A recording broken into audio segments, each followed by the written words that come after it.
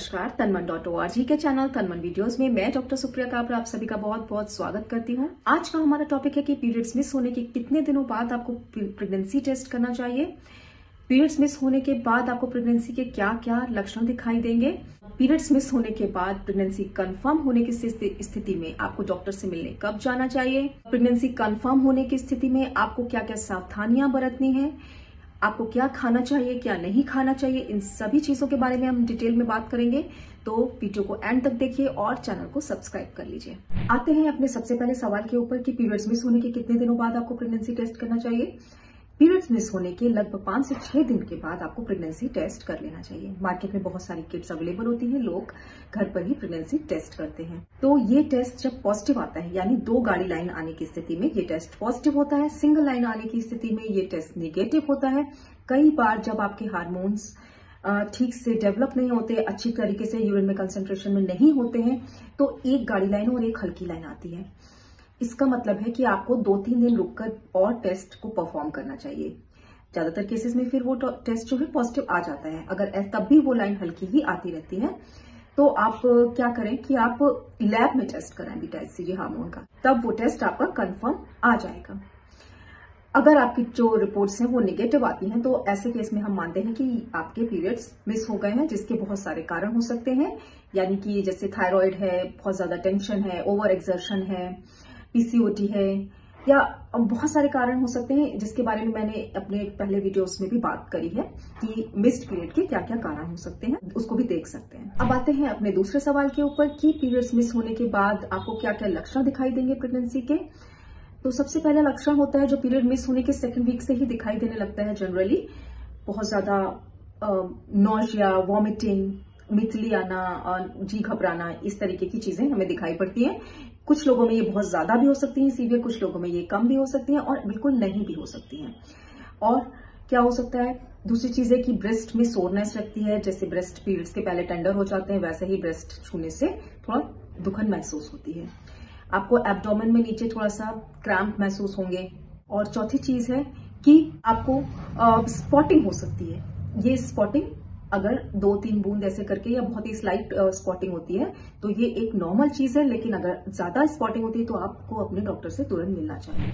तीसरी बात, जैसे आपने घर में टेस्ट कर लिया, प्रेगनेंसी कंफर्म हो गई, अब आपको डॉक्टर से जाके कब मिलना है। लोग सोचते हैं कि प्रेगनेंसी टेस्ट कर लिया अब बैठ जाते हैं। नहीं, ऐसा नहीं है।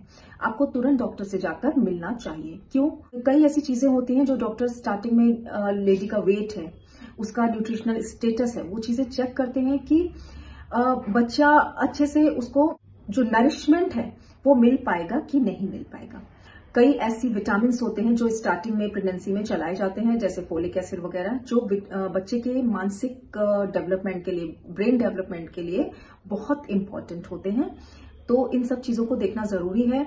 और कई बार आपके डॉक्टर्स जो हैं आपको अल्ट्रासाउंड के लिए रिकमेंड करते हैं। वो जरूरी होता है क्योंकि हमें गेस्टेशनल सैक का प्रॉपर आइडिया कि वो कहाँ पे सेटल हुआ है, मतलब बच्चा जो है, भ्रूण जो है, वो बच्चेदानी में सही जगह सेटल हुआ है कि नहीं हुआ है, उसका एक कंफर्मेशन जरूरी होता है। क्योंकि कई बार एक्टोपिक प्रेगनेंसी के केस में प्रेगनेंसी किसी गलत जगह में भी सेट हो जाती है, जिसे हमें कंफर्म करना होता है। तो आप जरूर प्रेगनेंसी कंफर्म होने के बाद डॉक्टर से जाकर तुरंत मिलें। प्रेगनेंसी कंफर्म हो गई है, अब आपको क्या सावधानियां बरतनी है। तो देखिए, प्रेगनेंसी कंफर्म होने के बाद आपको अपने रूटीन के जो सारे काम होते हैं वो सब करने चाहिए। ना ज्यादा ओवर एक्सर्शन करना चाहिए, ना ज्यादा बेड रेस्ट की तरफ कि मुझे कोई ऐसी प्रॉब्लम हो गई है, आपको बेड रेस्ट पे नहीं चले जाना है। आपको अपने रूटीन के सारे काम करते रहने हैं, एक एक्टिव लाइफस्टाइल मेंटेन करनी है। कई लोगों को बेड रेस्ट रिकमेंड करते हैं डॉक्टर्स, वो ऐसी स्थिति में जब आपका प्रीवियस हिस्ट्री रही हो मिसकैरेज की या अबॉर्शन की, रिपीटेड अबॉर्शन रहता हो, तब ऐसे केसेस में आपको बेड रेस्ट के लिए रिकमेंड करते हैं। स्टार्टिंग के 3 मंथ्स में आपको इंटरकोर्स के लिए भी कई लोगों को मना करते हैं, जिनको प्रीवियसली मिसकैरेज की या अबॉर्शन की हिस्ट्री रहती है, उनको मना करते हैं। अब आपको अपने जो रूटीन के वर्क है वो तो सारे करने ही हैं। बहुत ज्यादा मेंटल एक्सर्शन, ओवर एक्सर्शन ऐसे नहीं लेना है, जैसे कि आपको बिल्कुल ड्रेन्ड फील हो, ऐसी चीजें आपको नहीं करनी चाहिए। हेवी सामान नहीं उठाना है, बहुत ज्यादा लिफ्टिंग वाली चीजें नहीं करनी है, वेट लिफ्ट वाली चीजें नहीं करनी चाहिए। क्या खाना चाहिए क्या नहीं खाना चाहिए, खाने में अपना बहुत ही बैलेंस डाइट रखें। कई लोगों मतलब क्या करते हैं कि प्रेगनेंसी है तो बहुत ज़्यादा घी का ऑयली एकदम से स्टार्ट कर देते हैं, तो वो चीज़ें नहीं करनी चाहिए। क्योंकि देखिए आपका स्टार्टिंग में प्रेगनेंसी में ना डाइजेशन बहुत ख़राब हो जाता है, मितली आना, जी घबराना, पेट फूलना, ये सब चीज़ें होती हैं कई लोगों को, और कई महिलाओं को कॉन्स्टिपेशन जैसी समस्याएं भी होती हैं। तो आपको क्या करना है, हेल्दी फाइबर रिच डाइट लेनी है। फाइबर रिच डाइट से मतलब है कि फ्रूट्स लें, वेजिटेबल्स लें, बिल्कुल ऑयली और बहुत ज्यादा घी वाली चीजें ना खाएं। और बहुत ज्यादा घी ऐसा भी नहीं है कि बिल्कुल नहीं खाना है, आपको थोड़ा घी जरूर लेना चाहिए। एक तरीके से हर चीज में आपको एक बैलेंस बनाकर रखना है। दूसरी चीज क्या है कि हम जो चीजें बिल्कुल मना करते हैं वो है पाइनएप्पल और पपाया।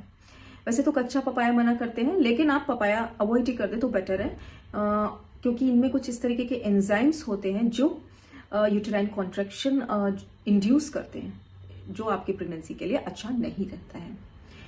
बाकी इन चीज़ों को छोड़कर आप जो भी कुछ खाना चाहते हैं, आपको जो अच्छा लगता है वो चीज़ खाएं। जो चीज़ खाकर आपको बिल्कुल भी अच्छा महसूस नहीं है, ऐसी कोई ज़बरदस्ती नहीं होती है कि आपको ये चीज़ बिल्कुल खाने में अच्छी नहीं लग रही है, लेकिन हेल्थ के नाम पर आपको ज़बरदस्ती खाना ही है, तो इस चीज़ का थोड़ा सा ध्यान रखें। तो उम्मीद करती हूँ आपको मेरा ये आज का वीडियो पसंद आया होगा। इसे लाइक, शेयर और सब्सक्राइब जरूर करें चैनल को, और अगर कोई सवाल है तो आप उसे मुझसे पूछ सकते हैं डायरेक्ट। मिलती हूँ नेक्स्ट वीडियो में। नमस्कार।